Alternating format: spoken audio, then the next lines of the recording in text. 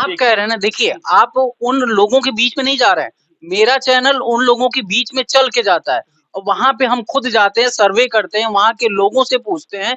ये मेरा क्वेश्चन नहीं है, वहाँ की जनता का उठाया हुआ क्वेश्चन है, ना कि बीजेपी का है।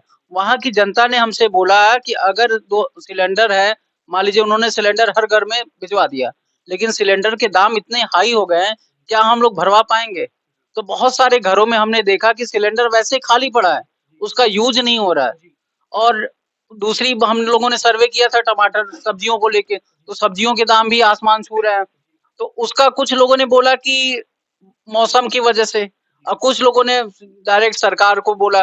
तो आप उन दर्शकों को बताइए, चूँकि देखिए आप एक अधिवक्ता हैं, योगी जी तो की मुझे गवर्नमेंट आई है, लाइन आर्डर इतना मेंटेन है, परिंदा पर नहीं मार सकता। ठीक है, परिंदा पर नहीं मार सकता। आप ये उन बताइए लोगों के मुझे। बीच में हम जाते हैं, सवाल उठाते हैं, तो उनका कहना होता है कि भैया कैमरा बंद कर लो, आप बिना कैमरे के जो पूछोगे हम बताएँगे।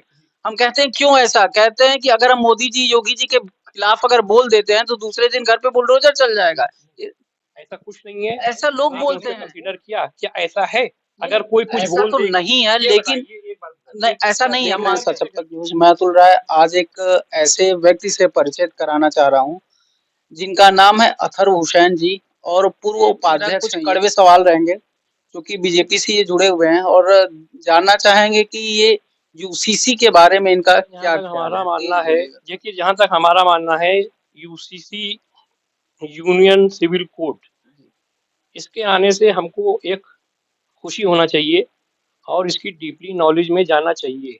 क्या खुशी क्या होना चाहिए? खुशी ये होना चाहिए कि ये हमारे हित में है, मुस्लिम औरतों के हित में है, कोई हमारे अपोजिशन में नहीं है, लेकिन इसकी जानकारी होना बहुत ज़रूरी है। जब तक आदमी को इसकी जानकारी नहीं होगी, कुछ लोग इसको हव्वा बनाए रहेंगे, हव्वा बना के डराएँगे, भड़काएँगे, मुस्लिम को मिसगाइड करेंगे। हालाँकि इसमें कुछ ऐसा है नहीं, ये टोटल मुस्लिम औरतों के फ़ेवर में है, क्योंकि ये 2014 और 2019 में मोदी जी के मैनिफेस्टो में जैसे धारा 370 थी, राम मंदिर था, तो ये चीज़ भी थी। तो इसमें जो है, अगर ये मोदी जी ला रहे हैं तो इस पे इतना हंगामा क्यों है? ये कोई गलत चीज़ थोड़ी है। भाई आप इससे ये ये बताइए, बताइए, इससे जो है आप लोगों को कौन-कौन से फ़ायदे होने वाले हैं? देखिए इसमें जो फ़ायदा होगा वो टोटल मुस्लिम महिलाओं को होगा। क्या फ़ायदा होगा? मैं बता रहा हूँ आपको क्या फ़ायदा होगा। इसमें 3 तलाक होने के बाद भी कुछ महिलाएँ बुरी तरीके से प्रताड़ित की जाती हैं। इसके आने के बाद वो मामला मैनेज होगा। संपत्ति में बराबर का अधिकार मुस्लिम महिलाओं को नहीं है। अच्छा। संपत्ति में मुस्लिम लॉ में हाफ है और हिंदू लॉ में बराबर में का है। तो इसमें मुस्लिम औरतों को बराबर का हिस्सा मिलेगा। और अगर एडॉप्ट कोई औरत करना चाहती है किसी बच्चे को, तो मुस्लिम शरीयत के हिसाब से वो गलत है। अगर ये लॉ आ जाता है, ये एक्ट आ जाता है, तो उसके हित में ये चीज़ सही रहेगी। लड़की की शादी की एज समान हो जाएगी। ये बताइए 9 साल की लड़की की शादी की अगर एज कर है, तो क्या वो सही है आपके हिसाब से? नहीं, नहीं, मेरे हिसाब से तो बहुत गलत है। जी, ये आप कह रहे हैं कि मुस्लिम विधि में जी, समान हक नहीं मिलता है औरतों को। नहीं मिलता है। अगर ये आ जाता है यूसीसी, तो उसमें समान हक मिलने लगेगा।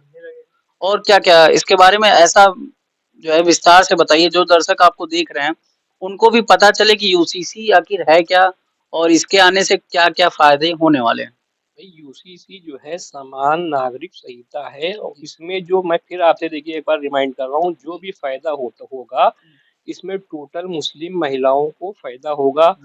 मेरी जनता से अपील है कि इसकी पूरी इन्वेस्टिगेशन करें, इसके बारे में पढ़ें और इसको समझें। कुछ लोग अपनी रोटियां सेकने के लिए इस मुद्दे को बहुत ज़्यादा उठा रहे हैं, इसको हवा बना रहे हैं, क्योंकि भाई ये जो ला रहे हैं वो मोदी जी ला रहे हैं, मोदी जी के मैनिफेस्टो में, तो उनको किसी ना किसी चीज तरह से उनका अपोजिशन करना है, तो उसका वो अपोजिशन कर रहे हैं, अपनी रोटियां सेकने के चक्कर में लगे हैं। इसके अलावा और उनका कोई मकसद नहीं है। ये टोटल मुस्लिम महिलाओं के फेवर में एक्ट बना है। अच्छा, आप प्रैक्टिस भी करते हैं, जी, वकालत, जी, तो सिविल कोर्ट में बैठते हैं।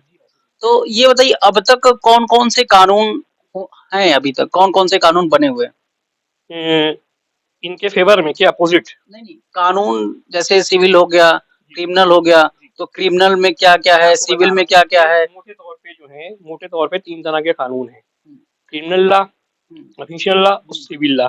क्रिमिनल और एग्जीक्यूशन में तो सेम है, और ये जो सिविल है इसमें कुछ लोगों को वंचित रखा गया है, उसमें सिर्फ मुस्लिम महिला ही आती है। क्रिमिनल में क्या-क्या आता है, क्या-क्या सेम? क्रिमिनल में जैसे कि किसी ने 360 कर दिया, अब चाहे वो मुसलमान हो चाहे हिंदू हो, 302 कर दिया तो वही कानून उस पे लागू होगा हिंदुओं पे, और मुस्लिम पे भी वही लागू होगा, ठीक है। सेल टैक्स में आप जाएंगे, कोई टैक्स फाइल करना है, कुछ करना तो सेम वही रहेगा प्रोसीजर, ठीक है। अब आ जाइए आप सिविल लॉ में। सिविल लॉ में अगर मान लीजिए बंटवारे का मामला आता है किसी भी सिविल मैटर में, प्रॉपर्टी से रिलेटेड, अब आपको मान लीजिए लड़की को जो है बंटवारे के हिसाब से जितना लड़के को होना चाहिए उतना लड़की को होना चाहिए, लेकिन मुस्लिम लॉ में उस हिसाब से नहीं है, मुस्लिम लॉ में उसका आधा है, ठीक है। और भी बहुत सी चीजें जैसे अभी मैंने आपको बताया, उसको हम रिमाइंड अब दोबारा नहीं करना चाहते हैं कि अब मुस्लिम लॉ में अगर कोई औरत अडॉप्ट करना चाहती है तो उस पर पाबंदी है, ठीक है। और आईपीसी की धारा 494 के अंतर्गत द्विविवाह पे प्रतिबंध है, द्विविवाह पे प्रतिबंध है। अगर कोई व्यक्ति द्विविवाह पे प्रतिबंध है तो उसको फिर वो क्यों कर रहा है विवाह होते हुए, ठीक है। तो ये भी इस चीज में भी अमेंडमेंट होगा। तो कुल मिला के जितना भी ये कानून एक्ट है वो हमारी मुस्लिम महिलाओं के फेवर में ही है, इसमें कोई गलत चीज नहीं है। और जो लोग इसको हवा बनाए हैं, होदंगा मचा रहे हैं, हाय हाय कर रहे हैं, वो सिर्फ अपनी राजनीतिक रोटियां सेक रहे हैं, उसके पीछे उनका यही मकसद है और कोई इंटेंशन नहीं। अच्छा ये बताइए, इससे हिंदुओं के लिए कोई नुकसान? हिंदुओं के लिए तो इसमें जो है कोई नुकसान नहीं है, मैं फिर बता रहा हूँ, हिंदुओं के लिए कोई नुकसान नहीं है। इसमें जो फायदा मिलेगा उससे मुस्लिम औरतों को मिलेगा, क्योंकि हमारी पॉपुलेशन में ज्यादातर लोग लिटरेट हैं, तो इस बात को इस तरह से उजागर किया जाता है, उजागर किया जा रहा है कि इसको हवा बना के, जैसे कि अभी आपने देखा था एनआरसी वाले में प्रदर्शन वगैरह कर दिए, मामले को उसी तरह से उठाने के चक्कर में है। और इसके पीछे मुस्लिम होके मोदी जी कर रहे हैं, अब बहुत सारे लोग ऐसे हैं जो उनको देख कर उनके नाम से कहना होता है कि वो हमेशा जो है सिर्फ हिंदुओं के लिए काम करते हैं। आपको नहीं लगता ऐसा? भैया आप ये बताइए, हम एक लिटरेट फैमिली से बिलोंग करते हैं, हमारे फादर हाई कोर्ट के सीनियर एडवोकेट हैं, ठीक है। तो हम उस चीज पे कंसीडर करेंगे, पहले चीजों पे कंसीडर करेंगे, उसी के बाद स्टेप लेंगे ना। क्योंकि मैं देख रहा हूँ शुरू से मोदी जी की नीतियों को देख रहा हूँ। ये बताइए जब से हमारी गवर्नमेंट यूपी की बनी, कोई दंगा आप बता दिए यूपी में? योगी जी की जब से गवर्नमेंट है कोई दंगा हुआ? कोई दंगा नहीं हुआ। तो हम कैसे कहते हैं ये गवर्नमेंट अलग गलत है हमारी? और देखिए मैं आपको एक बात और बता दे रहा हूँ, जो इसका विरोध कर रहे हैं वो सिर्फ इस वजह से कर रहे हैं कि इस गवर्नमेंट का, योगी जी की, मोदी जी की गवर्नमेंट का जो विरोध हो रहा है, सिर्फ उसके पीछे यही मकसद है कि लोग इसमें करप्शन नहीं कर पा रहे। इसके अलावा और ये बताइए, यूसीसी को लेकर क्या लगता है कि 2024 में मोदी जी टिक पाएंगे? बिल्कुल टिकेंगे, क्योंकि बहुत सारे लोग जो है यूसीसी का विरोध, बिहार में अदर पार्टियां गठबंधन की योजना बना रही हैं, अगर गठबंधन हो गया तो क्या 2024 में बीजेपी आ पाएगी? आप ये बताइए, लोगों का तो ये भी कहना था कि अगर 370 पास हो गया तो योगी नहीं आ पाएंगे, ठीक है। बात लोगों का कहने की नहीं है, बात एक आपका अहम मुद्दा यूसीसी है, दूसरा मुद्दा ये है कि जितनी भी पार्टियां हैं बिहार में मीटिंग भी कर चुकी हैं, अगर वो गठबंधन कर ली तो पॉसिबल है क्या? कुछ पॉसिबल नहीं है। देखिए 2024 में हमारी मोदी जी फिर से प्रधानमंत्री बन रहे हैं। आपके कहने से हम कैसे मान लें? अब हमारी बात अभी आप ना मानिए, पिछली बार भी शायद हमारा स्टेटमेंट दिया गया था तो मैंने यही कहा था। अब आप आने वाले टाइम में किस आधार पे आप बोल रहे? देखिए मेरे पास तो एक आधार है, आधार ये है कि पहला तो यूसीसी और दूसरा जितनी भी पार्टियां हैं, राष्ट्रीय स्तर की पार्टियां हैं, वो सारी जो है बिहार में मीटिंग भी कर चुकी हैं, आप देख रहे हैं। अगर वो गठबंधन बनाने में लगता है, वो बताइए। भाई इन्होंने इतना काम किया है, इतना वर्क कराया है। आप ये देखिए कितनी योजनाएं हैं, अगर आप योजनाओं की उस पर जाइए वेबसाइट पे तो बहुत योजनाएं हैं, ठीक है। और पूरी इन्वेस्टिगेशन करना पड़ेगी, कंसीडर करना पड़ेगा, बाकायदा उसकी ट्रीट करना पड़ेगी। आप दंगे का नाम कहीं नहीं देख रहे हैं। अभी आप देख लीजिए ममता जी की वहाँ पे गवर्नमेंट है, वहाँ क्या चल रहा है चुनाव में? वहाँ तो दंगा चल रहा है, लेकिन आप यहाँ देख रहे हैं, बताइए वहाँ देखिए कितने लोग मर गए। सिलेंडर के दाम आप देख रहे हैं क्या जा रहा है।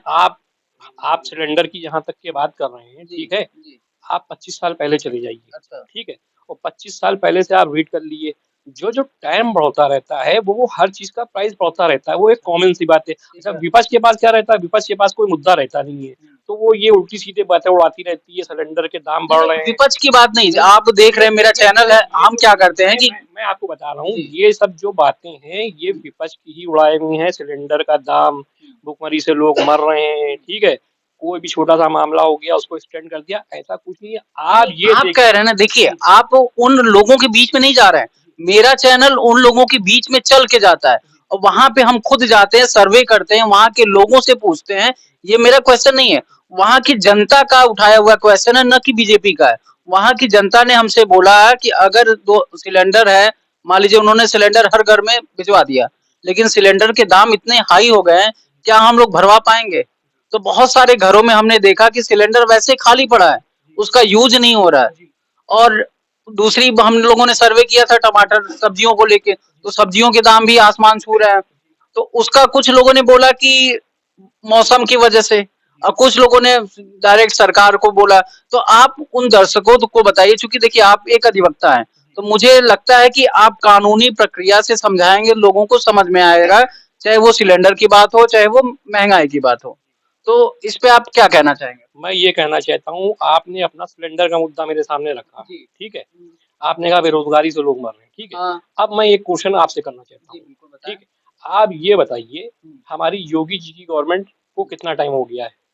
7 के ऊपर होने 7 साल हो गए। हाँ। 7 साल में कोई आप एक बड़ा स्कैंडल बताइए जिसमें लोगों की जानें चली गई हों, बड़े लेवल पे दंगा हुआ हो। हम शिया समुदाय से ताल्लुक रखते हैं। अच्छा। मैं शिया मुसलमान हूँ और अखिल भारतीय शिया फाउंडेशन का राष्ट्रीय अध्यक्ष भी हूँ। अच्छा। यहाँ पे मुहर्रम में हमेशा दंगा हुआ, हमेशा। मैं एक बात बता रहा हूँ, और कितनी जानें चली गई। जब से योगी जी की गवर्नमेंट आई है, लाइन आर्डर इतना मेंटेन है, परिंदा पर नहीं मार सकता, ठीक है, परिंदा पर नहीं मार सकता। उन लोगों के बीच में हम जाते हैं, सवाल उठाते हैं, तो उनका कहना होता है कि भैया कैमरा बंद कर लो, आप बिना कैमरे के जो पूछोगे हम बताएंगे। हम कहते हैं क्यों ऐसा? कहते हैं कि अगर हम मोदी जी योगी जी के खिलाफ अगर बोल देते हैं तो दूसरे दिन घर पे बुलडोजर चल जाएगा। ऐसा कुछ नहीं है, ऐसा लोग बोलते हैं। वो लोग आपसे बोल रहे हैं, आप खुद लिटरेट हैं, पढ़े लिखे हैं, ठीक है, वेल एजुकेटेड हैं। आप ये बताइए, जो वो लोग बोल रहे हैं, आपने उस पर कंसीडर किया? क्या ऐसा है? अगर कोई कुछ बोल तो नहीं है, लेकिन नहीं, ऐसा नहीं है, मानते किसके घर पे चल रहा है? अतीक क्या चला, मुख्तार क्या चल रहा है, ठीक है, ये बताइए, हर आदमी का बुलडोजर चला जाए? हर आदमी के ऊपर बुलडोजर नहीं चलेगा, लेकिन आपको नहीं लगता कि कहीं ना कहीं उनका माइंड वॉश किया जा रहा है? इसीलिए तो हम आपसे सवाल पूछ रहे हैं और आप उनको बताइए। मैं आपसे बता रहा हूँ, माइंड वॉश किया जा रहा है, मिसगाइड किया जा रहा है, लेकिन मैं उन तक ये मतलब अपनी बात रखना चाहता हूँ, ऐसा कुछ नहीं है। कोई भी चीज को हवा ना बनाए कि कौवा कान ले गया, कौवे के पीछे भाग रहे हैं। पहले पूरी उसकी मतलब जानकारी करें, जांच करें, इन्वेस्टिगेशन करें, उसके ऊपर कंसीडर करें, फिर स्टेप लें। और फिर मैं कहता हूँ, हमारे हिसाब से ये गवर्नमेंट जो डबल इंजन की सरकार है, इससे अच्छी कोई गवर्नमेंट नहीं चाहिए। चलिए, बात करके बहुत अच्छा लगा। मिला जुला के आप चाह रहे हैं कि 2024 में बीजेपी सरकार, बीजेपी गवर्नमेंट बनेगी और मोदी जी भी एक बार फिर से प्रधानमंत्री बनेंगे। तो देखिए, भैया से बात करके बहुत अच्छा लगा। तब तक बने रहिए। जय हिंद, जय भारत।